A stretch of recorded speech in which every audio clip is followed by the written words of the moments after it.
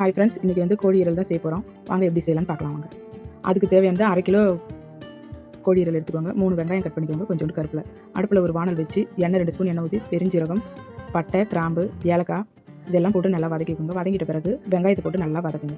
அதுக்கப்புறம் இஞ்சி பூண்டு நசுக்கி வச்சது அதை போட்டுக்கோங்க. அதுக்கப்புறம் கருப்பில் போட்டு இது நல்லா வதங்கணும். வதங்கிட்ட பிறகு நம்ம கட் பண்ணி வச்ச சுத்தம் பண்ணி வச்ச ஈரல் எடுத்து போட்டு நல்லா வதக்குங்க. இது நல்லா வதங்கிட்ட பிறகு இப்போ நம்ம மசாலா ஐட்டம் சேர்த்துக்கலாம். 1/2 ஸ்பூன் மஞ்சத்தூள், 1 ஸ்பூன் ஜீரகத்தூள், 1 ஸ்பூன் மிளகுத்தூள், 1 ஸ்பூன் தனி மிளகாய்த்தூள், 1/2 ஸ்பூன் தனியாத்தூள், தேவையான அளவு உப்பு போட்டு நல்லா வதக்கிக்கோங்க. இந்த தூளோட பச்சை வாசனைலாம் போகிற அளவுக்கு நல்லா வதக்கிடுங்க. வதக்கிட்டு இதுக்கு தேவையான அளவு தண்ணி வந்து லைட்டாக தெளித்து விடுங்க. ஏன்னா ஈரல் சீக்கிரமாக வெந்துடும். அதனால் வந்து லைட்டாக தண்ணி தெளிச்சாலே போதும். தண்ணி தெளித்து மூடிடுங்க. இதை இப்போ வந்து லைட்டாக திறந்து பாருங்கள். திறந்து நல்லா கலக்கி விடுங்க. ஒரு 2 நிமிஷத்துக்கு ஒரு முறை திறந்து கலக்கிட்டு மூடி வச்சுருங்க. அப்போ தான் அடி பிடிக்காமல் வரும்.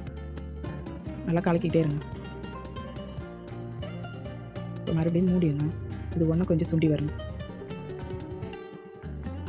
இது நல்லா வெந்துருச்சு. இப்போ ஈரல் தண்ணி எல்லாம் சுண்டிடுச்சு. எண்ணெய் லைட்டாக மிதந்து வருது. ஈரலும் நல்லா வெந்துருச்சு பாருங்கள். அவ்வளோதான், ரெடி ஆகிடுச்சு. இப்போ நம்ம சர்வ் பண்ண வேண்டியது தான். இந்த சிக்கன் ஈரல் வந்து அடிக்கடி குழந்தைங்களுக்கு செஞ்சு கொடுங்க. குழந்தைங்களுக்கு ரொம்ப நல்லது, பெரியவங்களுக்கு ரொம்ப நல்லது. இது எப்படி இருக்குன்னு செஞ்சு பார்த்துட்டு சொல்லுங்கள்.